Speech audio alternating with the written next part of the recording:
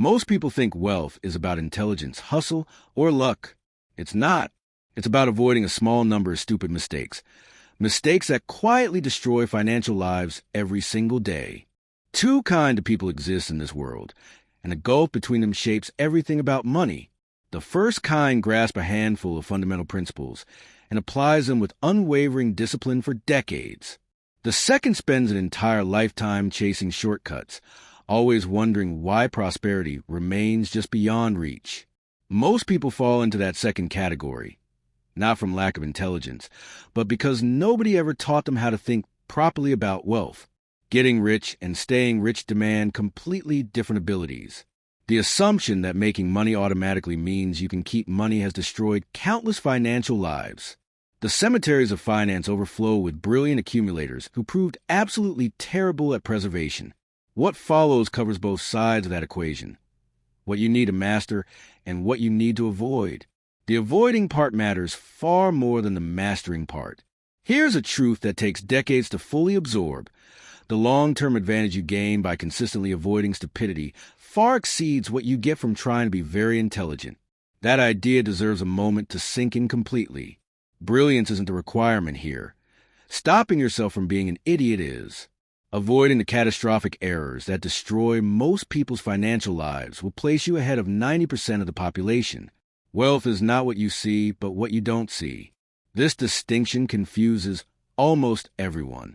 Your house, your car, your watch, all visible to the world, but your net worth remains completely hidden. Your brokerage account and bank balance exist beyond anyone's observation. When searching for a financial role model, who exactly should you admire? Most people, young people especially, fixate on the person in the mansion with the luxury car.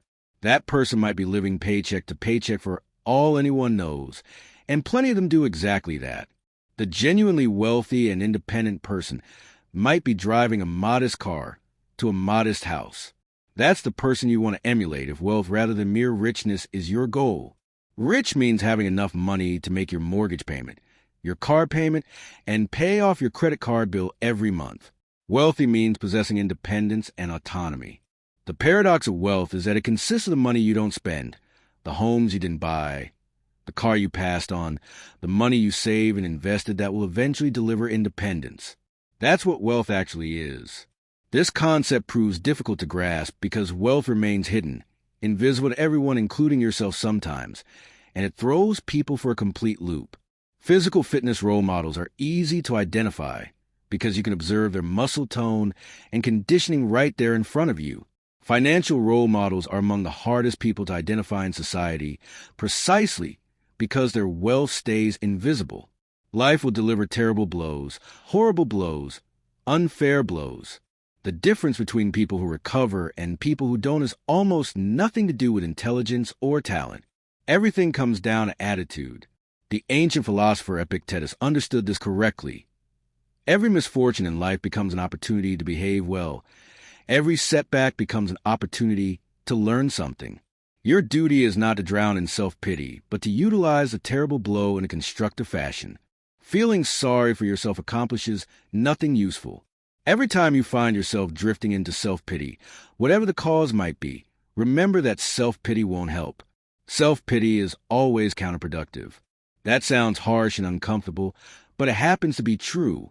Self-pity edges dangerously close to paranoia, and paranoia is one of the hardest things to reverse. Once you start believing the world is against you, once you start feeling like a victim, the game is already over. Here's the brutal reality. Whenever you think some situation or some person is ruining your life, you're actually the one doing the ruining. Feeling like a victim is a perfectly disastrous way to go through life. The alternative that works is going through life anticipating trouble, while being ready to perform adequately when trouble comes. When the blows land, and they will land, soldier through. Crying is allowed, but quitting isn't. You can cry, but you cannot quit. That's what building wealth requires.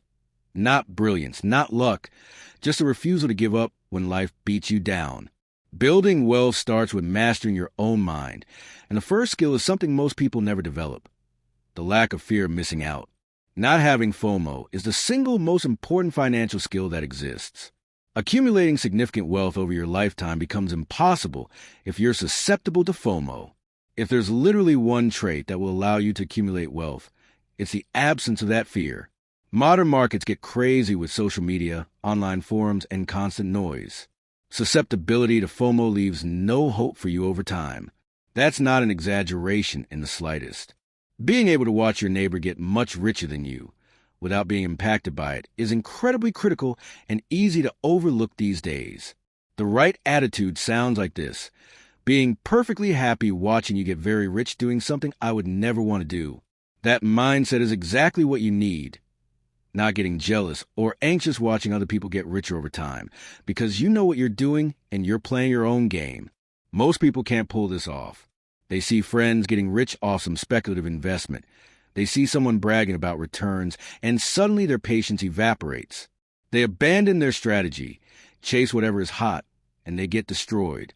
Getting rich and staying rich are completely different skills, and not many people are equally talented at both. A sliver of society excels at getting rich, but has no ability to stay rich, while others are exceptional at holding on to money, but much less talented at building and growing it. When both skills combine in the same person, something truly special happens. Bill Gates serves as the perfect example of this combination. Starting Microsoft involved perhaps the most audacious entrepreneurial swing anyone has ever taken, claiming that every desk in the world needs computer on it back in the mid-70s. Crazy risk, crazy bold vision. At the same time, Gates always wanted Microsoft to have enough cash in the bank to make payroll for 1 year with zero revenue, which is the most conservative, pessimistic way to run a business imaginable. Very risk-taking and very conservative at the same time. Very skilled at getting rich and very skilled at staying rich. That barbell approach is exactly what you want. Cash for safety and long-term investments that you hold for decades with tremendous patience. That's not a contradiction. That's both skills working simultaneously. Sitting there with all that cash and doing nothing takes character. You don't get rich by going after mediocre opportunities. Most people can't handle this. They can't stand to wait. They see cash sitting there and feel like they're missing out, like they need to do something. That's when they do something stupid. If the deferred gratification gene wasn't part of your makeup, you've got to work exceptionally hard to overcome that, because waiting is what helps you as an investor. A lot of people just can't stand to wait. Understanding what destroys wealth matters more than understanding what creates it. A great comedian once gave 3 ways to guarantee misery in life, and wise investors have added to this list over the years, creating what amounts to a complete prescription for financial and personal destruction. The first destruction path is ingesting chemicals to alter your mood or your mind. Addiction can happen to anyone through a subtle process where the bonds of degradation are too light to be felt until they're too strong to be broken. By the time you realize you're trapped, it's almost too late. Envy is the second path. Envy is a really stupid sin because it's the only one you could never possibly have any fun at. Lots of pain, no fun. So, why would you want to get on that trolley? The world is not driven by greed, but by envy. Some people conquer envy completely, while most people are driven crazy by it. Here's the uncomfortable truth. Someone will always be getting richer faster than you. This is not a tragedy. This is life. If you can't accept it, you will make terrible decisions trying to keep up. Resentment is the third path. Life is hard enough to swallow without squeezing in the bitter rind of resentment. Holding on to grudges while spending your energy being angry at people who wronged you is like drinking poison and hoping someone else dies. Envy, resentment, revenge, and self-pity are disastrous modes of thought. Carrying any of them means carrying weights that will pull you under. For more prescriptions for misery exist, and these specifically target building and keeping wealth.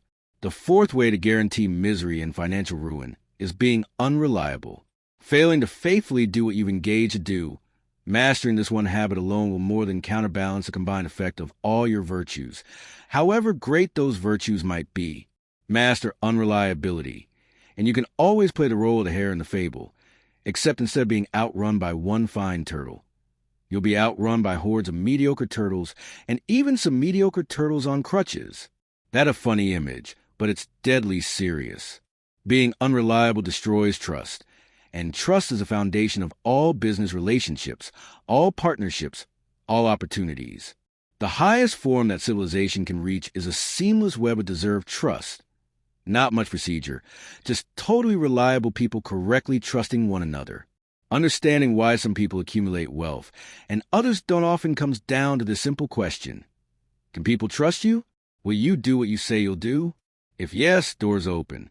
If no, they stay closed forever. The fifth way to guarantee misery is learning only from your own personal experience, minimizing what you learn from the good and bad experiences of others, living and dead. This prescription is a surefire producer of misery and second-rate achievement. Reading matters because of this, and studying history matters because of this. You cannot possibly live long enough to make all the mistakes yourself, so you better learn from the mistakes of others. No wise person over a broad subject matter area exists who doesn't read all the time. None. Zero. The amount that successful investors read would amaze you. Half their time spent sitting and reading. Wisdom requires spending a lot of time on your rear end reading. No better teacher than history exists for determining the future, and answers worth billions of dollars hide in $30 history books. The sixth way to guarantee misery is going down and staying down when you get your first, second, or third severe reverse in the battle of life. So much adversity exists out there, even for the lucky and wise, that staying down will guarantee you are permanently mired in misery. Everyone gets knocked down, everyone faces setbacks, and the question is whether you get back up. The seventh way to guarantee destruction is the most dangerous for your finances: leverage. 3 ways exist for a smart person to go broke: liquor, ladies, and leverage. The first 2 were just added because they started with the letter L. Leverage is what actually kills people. No such thing as a 100% sure thing exists when investing, which makes leverage dangerous. A string of wonderful numbers multiplied by 0 will always equal 0, and you shouldn't count on getting rich twice. Basic arithmetic explains this clearly. Borrowing money to invest multiplies your returns, which sounds appealing when things go up, but also multiplies your losses. One bad period, one market crash, one mistake, and you're wiped out. The people who stay rich are the ones who never get wiped out because they never put themselves in a position where a single bad outcome can destroy them. Smart people avoid leverage, avoid borrowing money to invest, and avoid putting themselves in situations where they can't survive a downturn.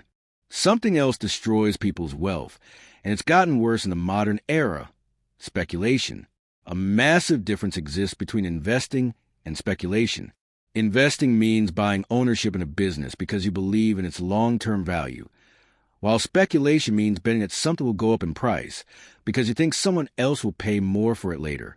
The world is full of foolish gamblers who will not do as well as the patient investor.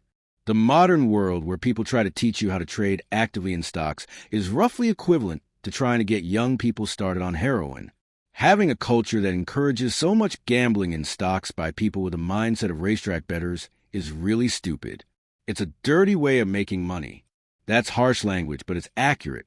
When people treat the stock market like a casino, they lose, not sometimes, but almost always. The house wins because transaction costs, taxes, and emotional mistakes pile up, while the gambler loses because they can't sit still, can't wait, and are always doing something. Investing is one of the very few endeavors in life where the harder you try, the worse you're probably going to do. Exceptions exist: professional investors who work incredibly hard and do very well. But for the vast majority of people, a negative correlation exists between the effort put into investing and the results that come out of it. Less activity leads to better performance. That sounds crazy, but it's true. One of the most important concepts for building wealth is what could be called sit on your rear end investing. That's not a joke. That's a real investment philosophy, and it works. Buying a business just because it's undervalued means worrying about selling it when it reaches its intrinsic value, which is hard. Buying a few great companies means you can sit on your rear end, which is a wonderful thing. Sitting still pays less to brokers, involves listening to less nonsense, and if it works, the tax system gives you an extra 1, 2, or 3 percentage points per year because you're not triggering capital gains. Those extra percentage points compound into massive wealth over time. Most people can't do this because they get bored, they get anxious, they see others making moves and feel like they should be doing something too. The first rule of compounding is never interrupt it unnecessarily. Every sale, Every trade potentially interrupts the compounding process while triggering taxes, paying fees, and making decisions that might be wrong. The patient investor who buys quality and holds for decades will beat the active trader almost every time. An example illustrates this perfectly. One investor in any given year was never in the top half versus his peers, never in the top 50% of other investors in any single year. Over a 20-year period, that investor was in the top 4%. How is that possible? Everyone else who was beating him in a given year couldn't keep it going. They would have a spectacular year, then blow up. They would outperform for a while, then make a huge mistake. They would get greedy and take too much risk. The slow and steady investor just kept plodding along. Never spectacular, never in the headlines, just consistent year after year after year. That's the power of endurance. The ultimate goal is not having the best returns this year, but still being in the game 20, 30, 50 years from now. Investing largely consists of defining the game you're playing and sticking to it. If your game is investing for the next 20, 30, 50 years, you should not take your cues from people playing a different game of trading for the next quarter. That's where a lot of danger in investing comes from. Most people don't understand something remarkable about Warren Buffett. 99% of his net worth was accumulated after his 60th birthday. The vast majority of his wealth came after age 60. Here's what's truly extraordinary. Most people, if they became a billionaire at age 60, would be done. They'd move somewhere nice and live happily ever after. Buffett being that successful and keeping going full blast for another 30-plus years is a very unique characteristic that plays a massive role in his success. Retirement at age 60 or 50, like a normal person would have chosen in that situation, means you would have never heard of him. The whole reason for his success is just the endurance, a psychological and financial component in that never getting wiped out financially and having psychology that allows going full blast for nearly a century. The big lessons from Buffett that anyone can replicate are patience, endurance, and a risk framework that allows sticking around longer than anyone else. Recreating the trading conditions that existed decades ago isn't possible, but recreating the patience is, recreating the temperament is, and those are the things that are repeatable. Something critical about the mathematics of wealth escapes almost everyone's intuition: compounding. Understanding both the power of compound interest and the difficulty of getting it is the heart and soul of understanding a lot of things. 8 plus 8 plus 8 plus 8 plus 8 is easy to figure out in 5 seconds. 8 times 8 times 8 times 8 times 8 requires stopping to think even for math geniuses. It's a huge number. Basic linear math is very intuitive, while compounding math is completely counterintuitive even for people who understand it intellectually. Being average for an above-average period of time leads to a way above-average result. What returns you can earn this year doesn't matter as much as earning 8% returns for 50 years, which produces absurd results. Compounding is effectively returns to the power of time. The exponent, the time part, does all the heavy lifting, so maximizing for that makes sense. All the effort in the investing industry goes into trying to increase returns this year when all the power, all the wealth, all the leverage exists in the endurance. Focusing on endurance before thinking about anything else makes the most sense. Index funds work so well for 2 reasons. First, a very small number of stocks always account for the majority of returns. Recently, it's been a handful of technology companies. In the 90s, it was different companies. In previous generations, it was other companies entirely. Returns are always very tail-driven, and the distribution of returns means a majority of gains come from probably fewer than 20 companies out of 1,000. Owning the index guarantees owning whatever is going to be the next driver, because knowing what those winners will be in advance is extremely difficult. Going back 20 years and trying to predict what the big winners would be over the next 2 decades would have revealed that some of those companies didn't even exist yet. Big winners are extremely difficult to know with any foresight, and owning the index guarantees owning the oddballs that account for the majority of returns over time. The second reason is the lack of effort required. Investing is one of the very few endeavors in life where the harder you try, the worse you're probably going to do. For the vast majority of people, a negative correlation exists between the effort put in and the results that come out. The leave-it-alone aspect of index investing matters enormously. A fascinating study about stock indices shows they're not static. They change over time. New companies are added. Companies go out of business or merge, leaving the original components alone without adding new companies when original components went out or merged would have produced better results than constantly adjusting. Activity tends to be detrimental over time. More effort in investing leads to worse likely outcomes. People find this boring and counterintuitive. In most endeavors in life, the harder you try, the better you're going to do. Wanting to get in better shape means exercising more and putting in more effort.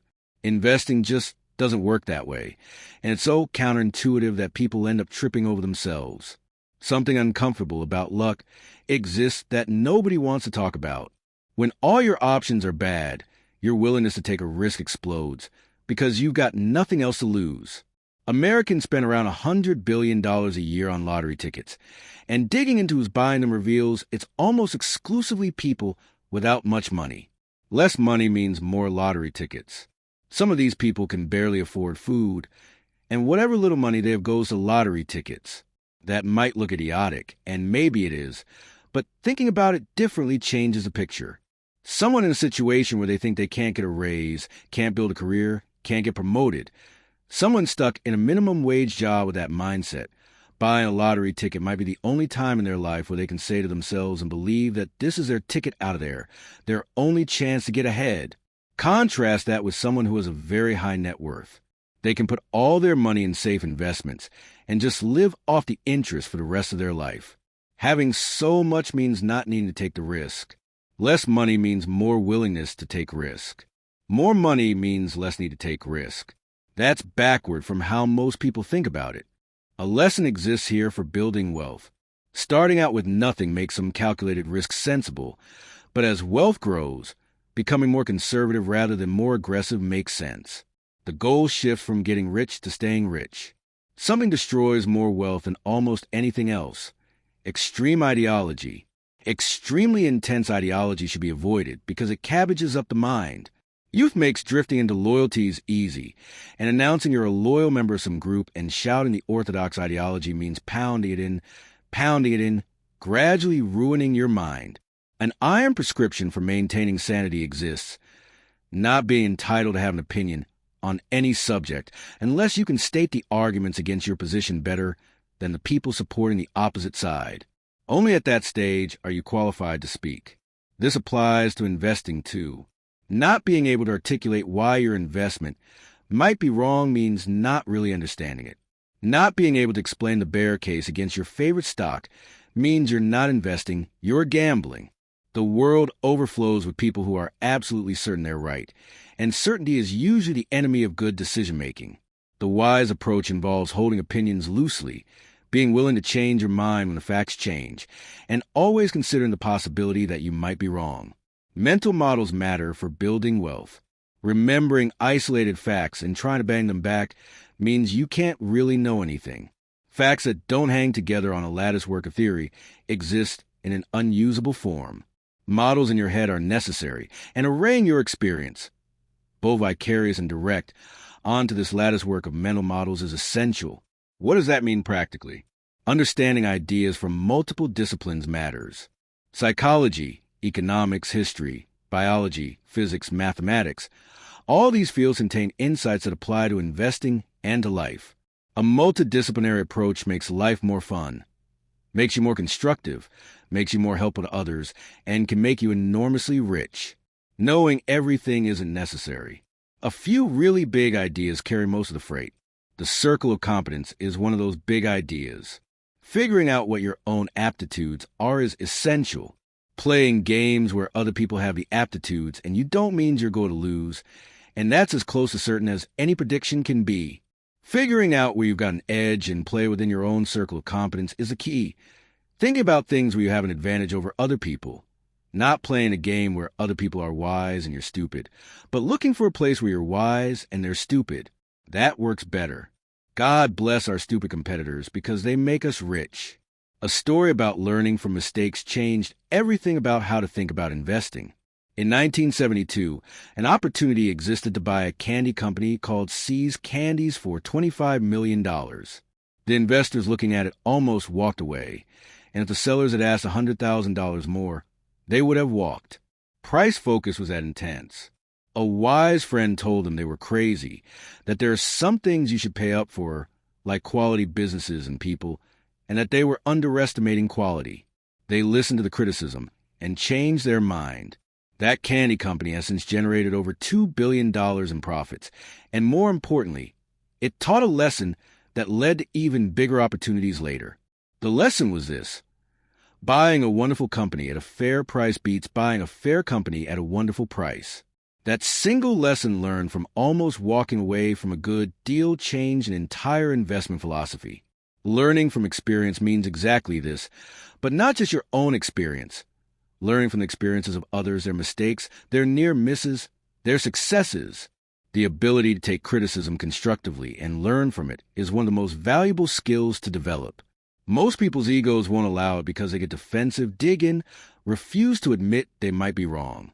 The people who get rich and stay rich are the ones who can say they were wrong and think about things differently. Everyone's expectations move over time, and they should. Aspiring to a world where net worth increases, accrue 100% to savings isn't the life anyone wants to live.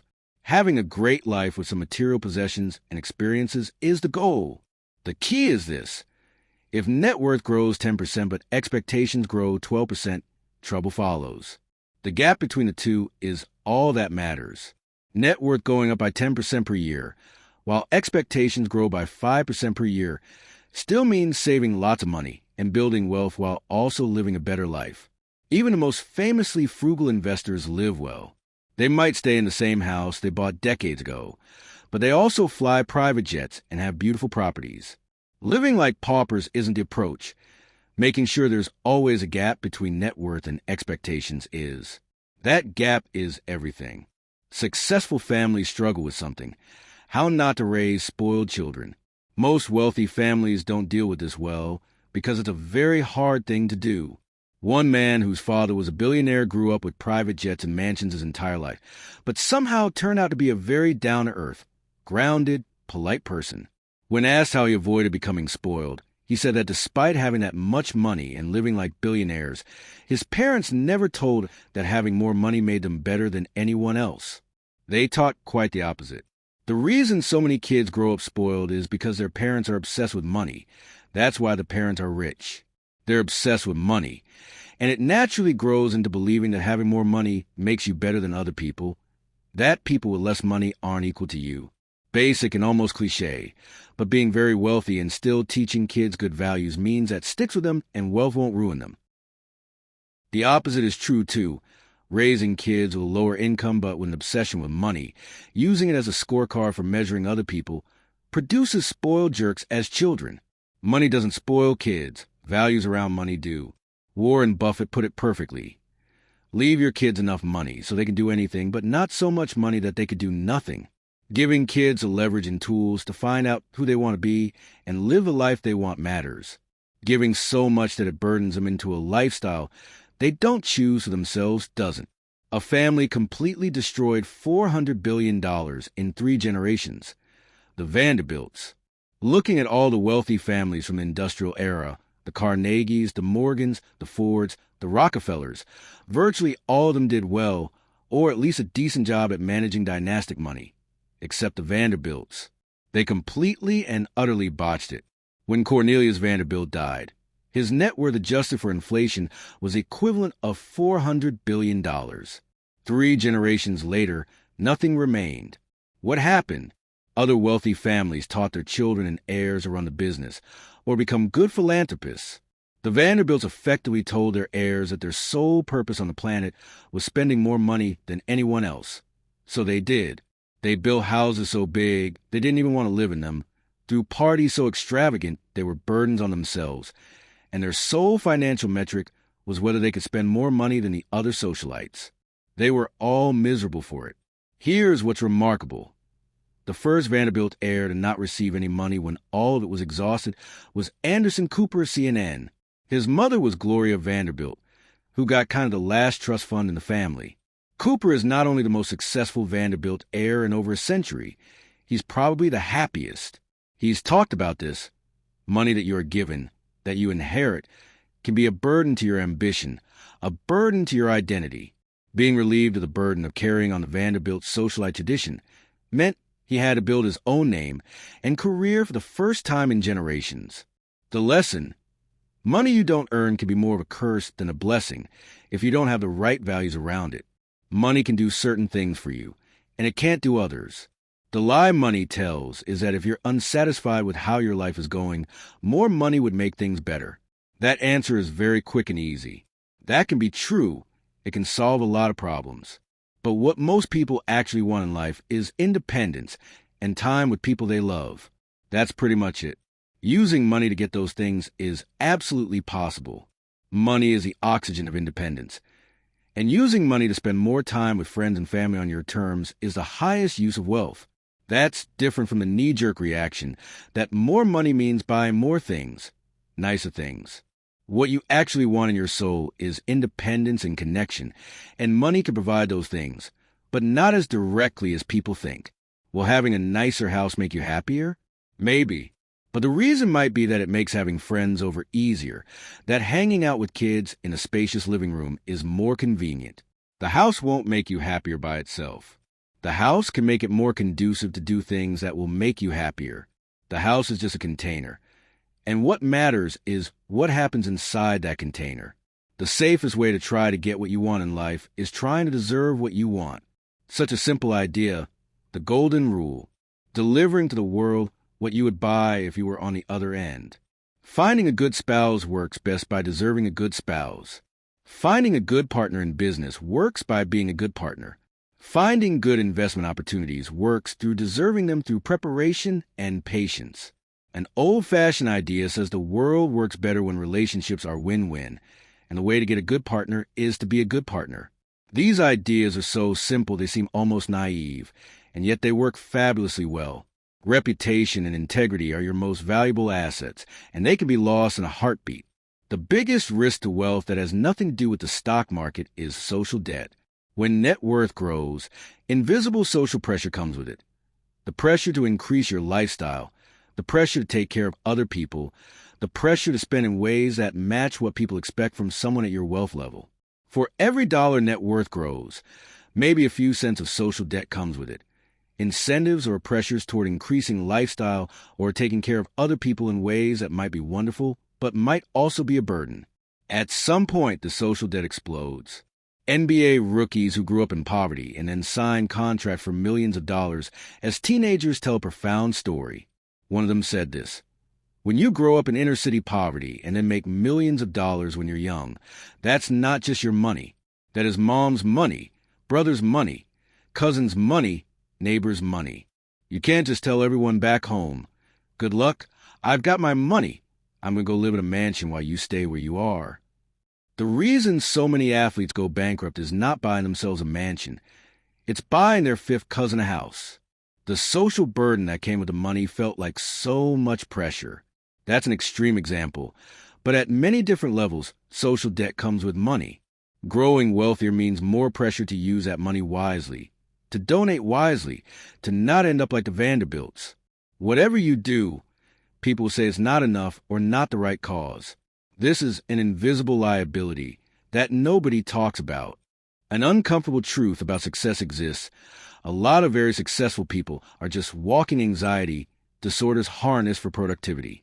The single word that describes many very successful people is not driven, not passionate. It's tortured. They wake up every morning tortured about solving a problem, having to get ahead, having to hit this goal. They wake up anxious and depressed, driven by some internal demon to achieve things. One of the richest people in the world recently gave an interview where he said, "You might think you want to be me, but you don't. It's a tornado up here, a mess inside this head. You do not want to be inside this head." That's a profound truth. Thinking you want that kind of life ignores the cost that comes with that life. A big difference exists between being glad someone exists because they made the world a better place with new technologies and wanting their life. Those are two very different things. Picking and choosing bits of someone's life doesn't work. Wanting this person's physique and that person's net worth and another person's house. Taking the whole package is required. And the great things in anyone's life always came with a cost. Bill Gates reportedly worked 25 years without ever taking a single day off, with most days ending at midnight, crashing on the couch for 4 hours, and going back to work. Being glad he exists is easy. Wanting that for yourself probably isn't. Out of hundreds of founders studied, only one whose life actually seemed worth wanting exists. His name was Ed Thorpe. Every other massively successful founder, when you dig into their biography, leads to the same conclusion. Glad they exist, would never want to live their life. A hidden cost always exists. But Ed Thorpe figured out how to be successful without sacrificing everything else. He made money. He had adventures. He had a great family life. He pursued interests outside of work. And he seemed genuinely happy. That's the model worth studying.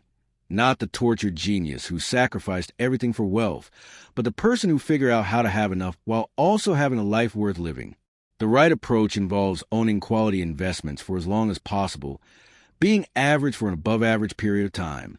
Over a long period of time, that puts you in the top tier of people who are compounding money. What's short-term optimal and what's long-term optimal are often two completely different things. The game is investing for the next 20, 30, 50 years, not having the best returns this quarter. If that's your game, taking cues from people playing a different game doesn't make sense. Define the game you're playing and play it. Something that seems financially irrational might be the best money decision you ever make. Wisdom exists in paying off your mortgage early, even when the math says you shouldn't. The spreadsheet says keeping the mortgage and investing the difference is better, because investing returns will exceed the interest cost of the mortgage. That's mathematically correct. But a difference exists between the best financial decision and the best money decision. Nothing might give more happiness than knowing you own your home free and clear, especially with a personality that thinks about worst-case scenarios, especially with a career that can be unpredictable, especially as the sole breadwinner for a family. Viewing money not as trying to make the spreadsheet happy, but as a tool to live a better life, changes a lot of things. Doing something that the spreadsheet says is dumb, but that makes you genuinely happy might be perfectly rational.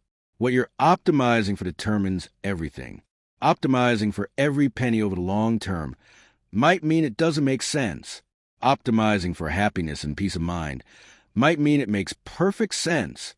The qualitative factors of money are hard to wrap your head around, particularly in a field taught as purely analytical. But a human element to money exists that spreadsheets can't capture. What you're actually trying to achieve with money is independence. Wanting to get rich not because of wanting fancy things, but wanting the independence makes sense. Desperately wanting independence makes sense. That's the goal. Waking up every morning and saying you can do whatever you want today, even if what you want to do is go to work and be productive. The people worth looking up to are not the ones with the biggest houses or the flashiest cars. They're the people who can wake up every day and do whatever they want. That exists at many income levels. Some people achieve independence with a net worth in the low six figures, living modestly, spending less than they earn, and having complete freedom over their time. Other people make tens of millions and are still trapped. They can't quit their jobs, can't change their lifestyle, they're stuck. Independence is the goal. Everything else is details. The formula that summarizes everything goes like this: not having a lot of envy, not having a lot of resentment, not overspending your income, staying cheerful in spite of your troubles, dealing with reliable people, and most importantly, being reliable yourself. That's it. That's the whole formula for building and keeping wealth. Picking the right stocks isn't the key. Timing the market isn't the key. Having a high income isn't the key. Temperament is. Character is. Avoiding the mistakes that destroy most people is. Wisdom acquisition is a moral duty, not something you do just to advance in life. Without lifetime learning, you're not going to get very far based on what you already know.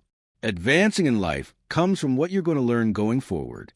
People rise in life constantly who are not the smartest, sometimes not even the most diligent, but they are learning machines. They go to bed every night a little wiser than when they got up, and that helps enormously, particularly when you have a long run ahead of you. Some final thoughts to carry with you. Know what you don't know is more useful than being brilliant. Acknowledging what you don't know is the dawning of wisdom. People calculate too much and think too little. Staying rational yourself means the stupidity of the world helps you. The secret success in one word: rational. Being rational is a moral imperative because you should never be stupider than you need to be. The big money is in the waiting. And finally, if people weren't wrong so often, we wouldn't be so rich. Go through life anticipating trouble. Be ready to perform adequately when trouble comes. Soldier through. And remember this: the best way to get what you want in life is to deserve what you want.